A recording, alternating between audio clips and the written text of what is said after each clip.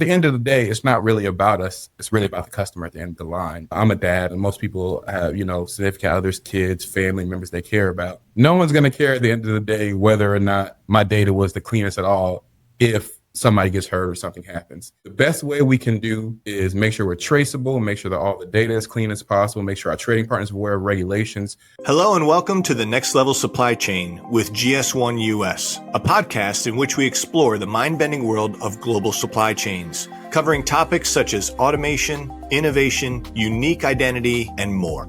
I'm your co-host, Reid. And I'm Liz. And welcome to the show. Our guest today is from Beaver Street Fisheries. His name is Ballew. He's the Senior Product Information Analyst, and we're going to get into the Food Safety Modernization Act Rule 204. But more importantly, we're just going to talk about food safety and the importance and the value of best practices. And he shares a ton of real world experiences. Beaver Street Fisheries is one of the trusted leaders in frozen seafood, but they also offer a full line of beef, pork, poultry, and lamb products. So they have a wealth of knowledge to share with us today, and we're really thankful that Brandon could spend the time. So let's jump right into the conversation. Brandon, it's so good to see you again. We are really looking forward to the conversation. Before we dive into all things like FSMA and GLNs and traceability, tell us a little about yourself, your background, and what you're doing. Oh, sure. No problem at all. Well, again, my name is Ballew. I'm the Senior Product Information Analyst here at Beaver Street Fisheries. My main role currently is to deal with all of our external data partners, so publication, tracking, and updating, and doing all the extra variables that comes in with all of the implementation guides changing on a month-to-month basis, depending on what new regulations like FSMA or things. And then a little bit of background about me. I started off here about 8 years ago as the admin for GS1 / compliance at the time. So I was dealing with our responsible sourcing program, which quick overview just means we're making sure that all of our seafood is sourced responsibly. We get them certified overseas, and then I was at the original onset, taking all that documentation and making sure it aligned with our product information. And then over the years, I've advanced and moved up to being the Senior Product Information Analyst. So now I deal with all of that. Speaking of our brands, Seabest, we sell seafood and meat products. But if you're not a big seafood person, if you don't see our brand that often in the store, because you're not looking at seafood specifically, we also do sponsor NASCAR. We're a primary sponsor for NASCAR. We are the primary sponsor for the Colleague Racing number 10. His name is Todd Dillon. He's the number 10 for Chevy. So you will see us out on the track for 2025. Hopefully you all cheer for him and root for him just like we do here. And I just thought that was a cool little nugget. So if you want to see our brand, it's all over the car. We just got done with the breast cancer awareness. We put a bunch of breast cancer survivors on the actual trunk. We wrote their names and stuff on the back of the car. So just some things that we're doing here to try to, a little bit give back and also, a little bit of brand awareness as well. That's awesome. I love it. All right. So we want to kind of jump into this Food Safety Modernization Act 204. It's coming. How is Beaver Street Fisheries preparing for this rule? And do you have any programs or systems already in place? Well, this is kind of a full circle moment for me. I actually spoke in 2024 at GS1 on this specific topic at the conference at GS1 Connect on how to prepare small to mid-sized businesses for FSMA 204. We have been in prep stage for this since we first heard about it early 2022, 2023. We're working with company Trustwell right now as far as the traceability goes across the board. But what we've really been doing is try to make it more data-driven to kind of match our physical and digital supply chain. And so we've been using things like the GLNs for customers that are already with GS1. And for ones that aren't, we've been slowly migrating them, where we tried several different things. One of our earlier adaptation projects was to give them a GLN that we created so that we could track it internally. But over time, we've realized that sometimes that's helpful, sometimes it's not. So we've also been making sure we have their actual longitude, latitude, geographical data stored as well, so that we know exactly what door sometimes a product comes out of, depending on how enthralled and how much they are with our programs. But We really have been trying to be at the forefront. So like we've even done some projects with other seafood industry. We're part of NOAA, which is the National Fisheries Associations. And we've done a bunch of projects with them trying to make sure that we're not stepping too far ahead, but also kind of pulling everyone forward with us. So we've really been trying our best to look at the data sets that we have currently and how we can utilize them more. And then with working in step with GS1 as well, being on a lot of those calls and being on a lot of those work groups, we figured out what data we need for FSMA 204 specifically and how we can use that in other parts of our business so that it's not just this is a requirement, but this is a nicety that now we can utilize that data for other things. I mean, even as something as simple as shipping routes, like, now that we know exactly what that plant came from, are they shipping at the most close port to them, or is there some other reason they're not? And those kind of things, we can kind of clean up our supply chain a little bit better and do better across the board as far as traceability goes. But we've always been extremely concerned with traceability, especially in the seafood industry, as you know. Well, and I was going to ask you too about SIMP. The SIMP, yes. So seafood import Modernization program. So that was pre-FSMA 204. And we were deep on board with that from the very beginning. We already are SIMP compliant here.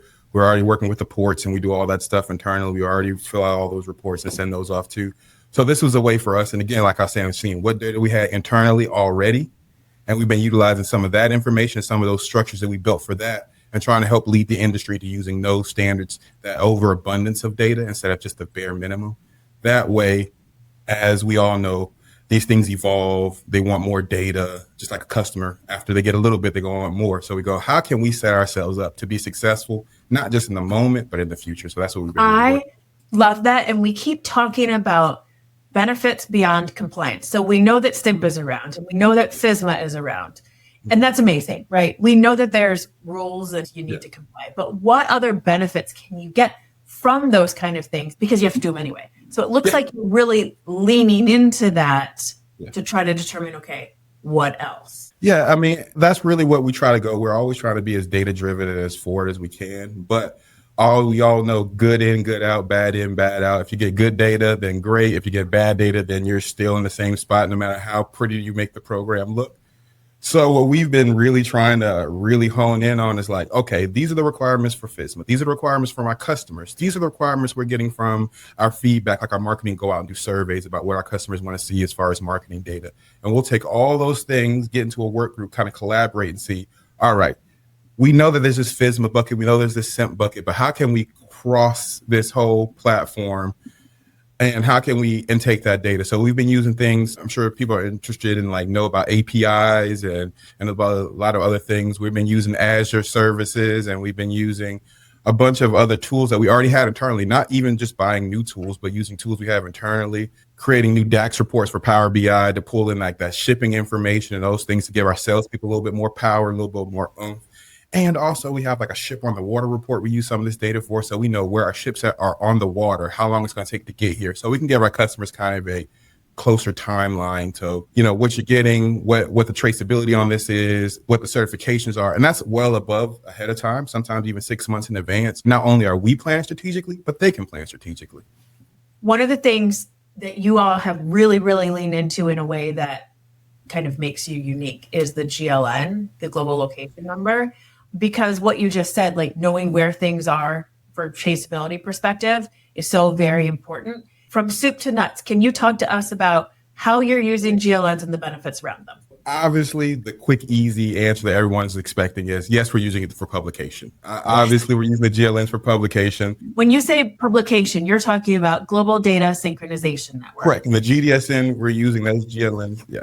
As the master level data to publish the master level data to and from our customers. But the other cool thing that we've been doing with those GLNs as well is, like you said, we have the doors downstairs where they actually have now they have 2D barcodes now instead of the regular barcodes. But you scan it and it would tell you which door that product came in or went out of. And those are all locally assigned GLNs. We also used it for some inventory management before as well. Like some of our office chairs have GLNs, some of our computers have GLNs, the desk and things like that. So you can kind of know from a mapping perspective where each part of the operation is. And because a GLN is a location number, it doesn't have to be used for such a great purpose. It was just such an easy way to be like, hey, here's a standardized way for us to categorize these items. Here's a standardized way for us to categorize these PCs. We'll just use the GLN on them. And then that way, from inventory perspective, you can scan it and go. We know it's going to generate a good barcode. We don't have to worry about all the nuance of creating some new or buying some new technology. We can just go ahead and set it up. And then circling back to the Data Hub, you can create GLNs in there, and they don't have to be for anything hyper specific. So you can kind of build what you want as a mechanism for those GLNs. But yeah, we really believe in standardized numbers here. If I can standardize something to a standard that's not a Beaver Street standard, which is an industry standard, then there's no confusion. We don't need a data dictionary because there's already one that exists. This is what a GLN is. This is what a GTIN is. This is what a 2D barcode is. This is what a GS1 128 is. Those things I don't have to explain across the board because everyone, especially in our industry, knows what those things are and I'm referring to. It's not me saying, here's an ID number. Well, going, is that an ID number for your ID? Is that an ID number for the computer? That's like, no. Here's a GLN, it's a global location number. This means it's locating something. You need to figure out what it's locating maybe, but you know what it's actually doing. And so we've been utilizing that for years. And one of my very first projects here with Ray, I'm sure he spoke about the doors before, was categorizing and creating GLNs for simple everyday uses so that we can get used to using them. So creating me a template of GLNs for these chairs, Brandon. This might not use later on, but I need you to understand what the GLN is. I need the business to understand what the GLN is. And here's a very easy win. Hey, we'll help you with this management of toilet paper by giving them all, we'll use their GTINs and their GLNs from their original manufacturer. And now we know that when we order this toilet paper, it should be the exact same toilet paper every time. And I know that's a very extreme and weird case, but those things that you do as a company so you can scale out later. So we do those in the beginning so that now we get to this where it's like GLNs are super important. They're going to be part of the new FSMA regulation. We're like, oh, great. We've been using that forever. It's already in your vernacular. Yeah, exactly. It's already in the company's vernacular. Yes. This episode is brought to you by Avery Dennison, who designs and manufactures labeling and functional materials that keep supply chains moving smarter and faster, and Syndigo, who enables seamless content and data flow to drive real-time decisions and accelerate sales. Thank you to our partners for making this episode possible. If you're interested in becoming or working with a GS1 US solution partner, please visit the link in the episode description. How can we leverage? You said you start it now, scale it out later. It's best practices. I'd love to hear a little bit more about how do you stay organized on all of this, with your trading partners? Yeah, we use the GS1 Data Hub. We use One World Sync as our data pool. And so in One World Sync, they have organization tools as well. But also what we like to do is anything that we're giving or doing externally, we'll try to make a version of it internally. So if we're going to publish to our customers and things like that, we want to have that data stored internally. So it's in SQL, it's in Azure, it's in places where our great analysts from other departments can get to that data and fool around with it, create new reports, build new rapport with that data so that now when their sales team is asking them, where are you getting this from? Oh, it's GDSN. Oh, we're getting it from the thing. And so one of the great things we do have, and other use for those 2D barcodes, is we use those at conferences all the time now. So if you go to any conference and CBES is there, you'll be able to scan it and it'll give you a list of products that's immediately like a little digital catalog for you to have. You can click on it, you can go through it. And then that way, if you're a customer and you look at this seafood product, let's say it's a shrimp, look at this shrimp product, you got the nutritionals, you got all the GDSN information right there at your fingertips.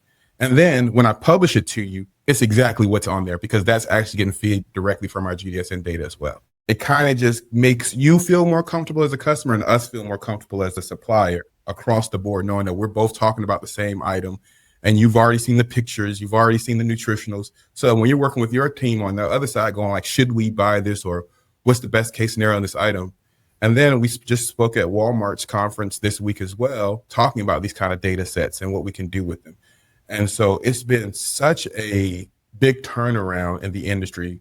And FSMA was one of the guiding forces. SIMP was one of the guiding forces. The government's one of the guiding forces. But the main guiding force has just been our internal striving to continue to be at the forefront of this because we've been in the back of it before we really knew about GDSN and all those kind of things. And once you kind of catch up, you never want to go back to we publish this product with the same GTIN 40 times, but it's a different product each time. You go, oh, this is a headache. It takes years to untangle all that. So now that we've gotten through that, we're like, we're never going back. We're going to try to use it as much as possible. Yeah. So you just gave a simple example, but you went quick through it, which is different products using the same GTIN. So that's your example of bad data in, correct, bad data out. So during COVID, when a lot of grocery stores had to go online, They were Yeah. all walk in, and now they had to flip over to the buy online, pick up in store, get delivered. And we had one in Florida, 32 flavors of ice cream. They were all vanilla or chocolate. Oh, yeah. You're talking about the exact same scenario, but when you walk in, it's like, okay, yeah, we have 32 flavors. You can see this is mint chocolate chip and Rocky Road, but on a computer, and then it's a reorder. But it didn't matter before because they weren't doing a lot of family run thing. But now when you have to scale it out, and now you have compliance, and now you have computers, and now you have automation.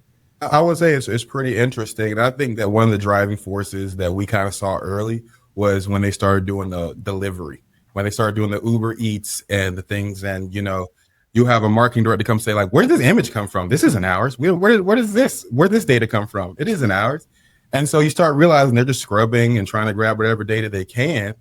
And you go, oh, this is going to be big. I looked at a statistic a couple weeks ago at a different conference that I was at, and they were talking about how almost 50% of customers now order groceries online, whereas that was unheard of. And not just non-perishable items, perishable items. They're willing to order seafood. They're willing to order. So when you see those scaling up, you go, you know what the most important part of that is? The data set. Because no one wants to order a shrimp cocktail and receive tartar sauce. Like that's not okay. And if you're used to putting that GTIN on both products, you're like, oh, we usually sell this together. We'll just put one GTIN on it.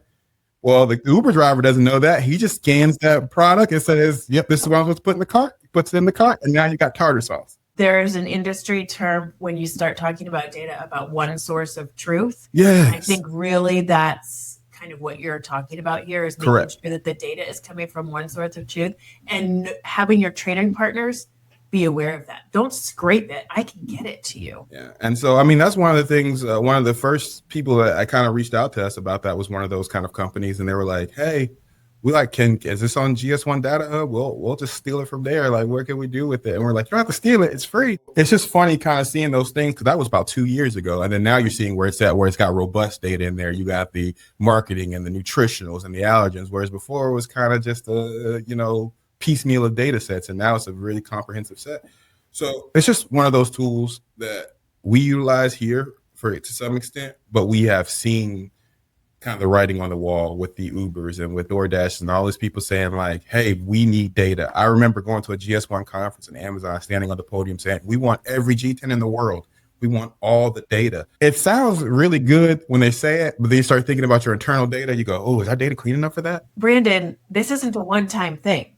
This is you do a scrub and then you have to keep that clean. And then you have to have a whole process and procedure around it so that somebody isn't inadvertently going to your database and messing it up. Not on purpose, but this is a journey and it really is dedication to the process and it's not short-term. It's forever. And then data quality is a big thing for us too, especially, just to be fair, and everybody knows that seafood's a scary industry. People have shellfish allergies, things like that. And we really just want you to be as comfortable as possible when you're purchasing our product. That meal you're cooking for your family at home, we want it to be a special occasion, not I don't know if there's shellfish in this or not. It's like, no, we put it on the bag for you. It's there. It's very visible. And when you go on Amazon.com or Walmart.com or anywhere that our data is at, you can go, okay, I feel comfortable. It's Beaver Street. All right. I know that at least it's great customer service. So going back a second to FSMA, it sounds like y'all are really well prepared and moving forward to that. Has FSMA influenced your approach at all to data accuracy? And also, I want to add a question here. I bet you're educating your trading partners about FSMA. Oh, yes. We do. You don't understand how many weekly calls I've set up, how many times I've sat line by line, read the regulation with our trading partner going like, no, I understand what you think it is, but it's not that. This is the thing. Especially when you're an importer like us and you have multiple warehouses and things like that, you have to also make sure that they're aware of the regulation. They're aware like, hey, you're a warehouse. You need to have this source data somewhere. We can give it to you, but you have to store it. And so those are things we've had to do and reach out. And that's why we started way ahead of time to be like, hey, we have so many different warehouses that we work with across the United States, so many different trading partners, to get to everybody and have that one-on-one time with them and to explain to them what the process is and what we're planning on doing and making sure that aligns with them, because we've had pushback before going like, we can't do that. And so we've had to go, all right, well, what can you do? What are you capable of? Are you capable of putting it in Excel? Because we can maybe give you a CSV file. Okay, are you capable of taking this data this way? Do we need to pay for you to have a partner? Or like, do we need to get you involved with us? How can we make this work?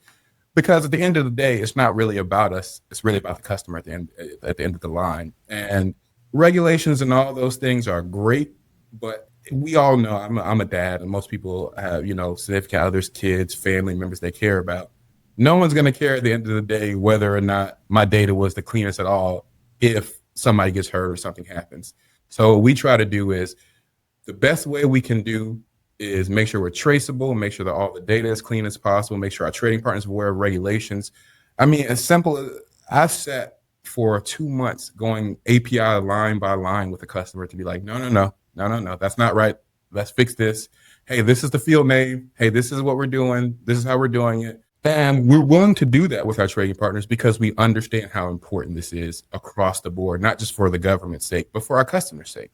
And so when you take a look at it from that point, when you talk about the data accuracy and the data quality, when you take a look at it from that point of view, it's much easier to get your team invested, much easier to get your company invested, much easier to get the people on the ground invested in doing that extra work because they see what the outcome is looking, what their outcome they're trying to gain from it. Whereas me just going down there and explaining to our trading partners, this is a government regulation, we got to do this, versus me going like, no, let me help you. Let me sit down with you. Let me listen. I will take time out of my day. What, you can't do it till 5? That's fine. I'll rearrange my schedule. We'll make that happen. Because it is so crucial that everybody be on the same page when it comes to something like this. If not, it'll just become 1,000 different channels with 1,000 different availabilities and nobody will be in line. And like you said, grade in, grade out. But if you can't even get it in there, then there's nothing to be dealt with. So try our best to accommodate everybody. We've had other people use different traceability efforts. And we said, okay, how can we get linked in with you? How can we apply an API to that so that you're still getting our data? Do you need us to send you a weekly CSV file? What do we need to do so that at the end of the day, the customer gets that success? That's fantastic. And I love your passion, Brandon. And we've been talking about FSMA 204, and it's a big driver for you, but we're working on some things beforehand, and now it's kind of coming together. I'm interested in your perspective on 2D barcodes. So with the new 2D barcode, as you know, it's able to store a lot more data. Well, we work with one of our technology partners, and now the 2D barcode we've created here, and it's also part of the GS1 standard. When you scan it at a point of sale, it'll scan as a point of sale item. But if you take your phone out and you scan the back of it, it'll take you to a website or it'll take you to a different link so that you can see, maybe a quick chef preparing it. Maybe it's about the farmer, or it's about the agriculture, or maybe it's just more detail about the product.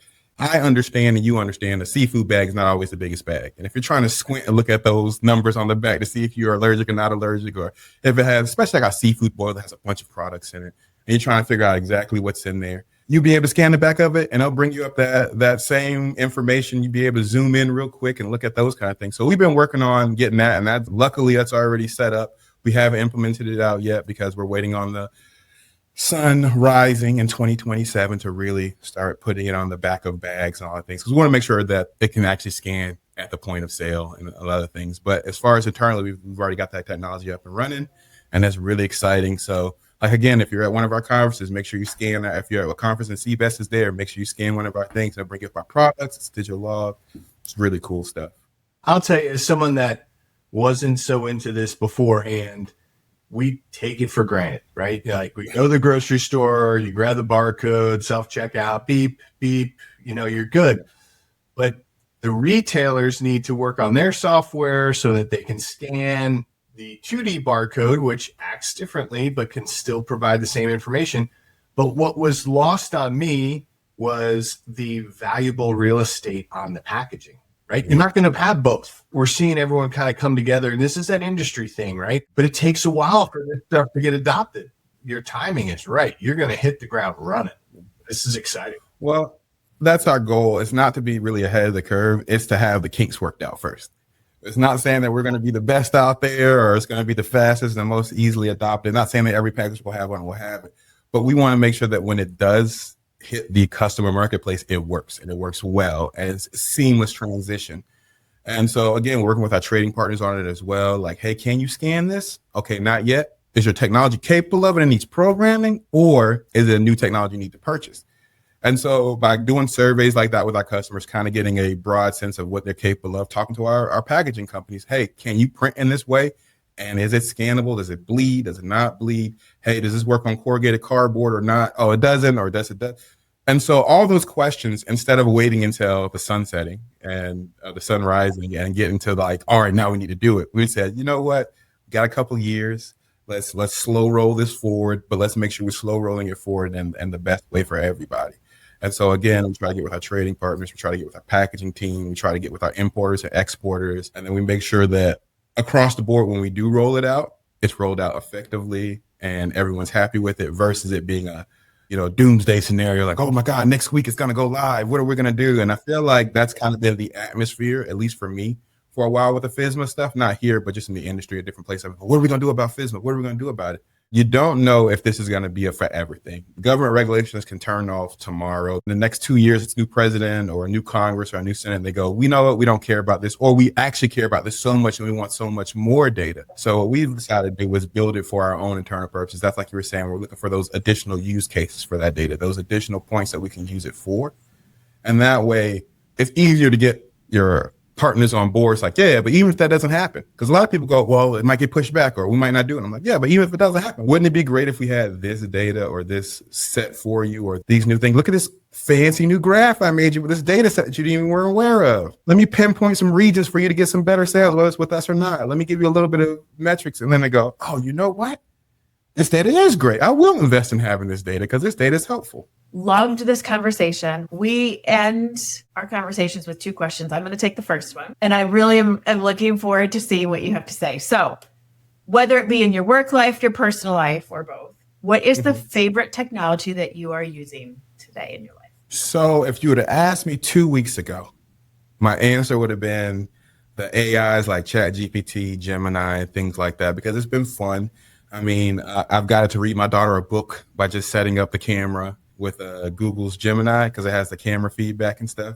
So that was really interesting and really cool. But I've more recently been looking at a lot of these, they call augmented reality technologies. I know that Apple released their big, thing, but I've seen some of the products that are coming down the pipeline.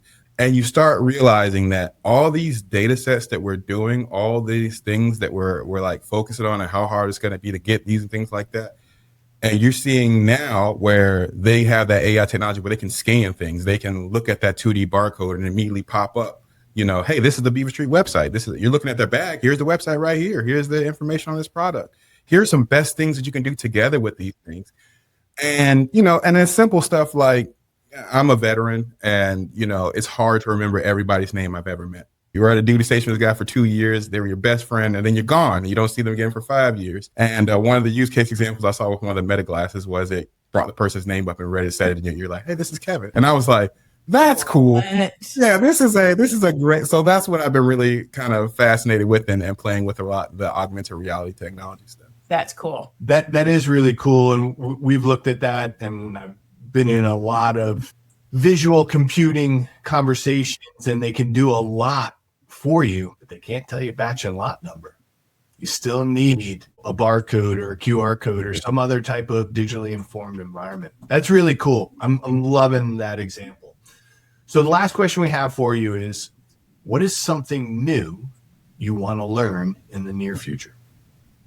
So I would say outside of the obvious ones, like brushing up on like Python and things like that, they're just kind of one of those skills that if you don't use it, you lose it. EPCIS 2.0. I've been looking at that new standard, the who, what, when, where of the data sources and all those kind of things. And it's been kind of eye-opening. We usually use a Lean Six Sigma kind of style stuff here. I kind of see this being able to be implemented across the digital and physical supply chain, giving us some metrics and some KPIs and KTEs to kind of put those two parts together without being too invasive. And that's always what I'm trying to do. I'm never trying to go step on the guy's toes downstairs or go overstep somebody or hurt somebody in the process. So looking into that a lot more. And I've listened to a few YouTube videos about it. I've done a little bit of research on it, but my goal in the next couple of months is to get a little bit more deeper so that I can build out some reports internally and kind of see where that goes for us. If you need help, we can put you in touch with the right people. All right.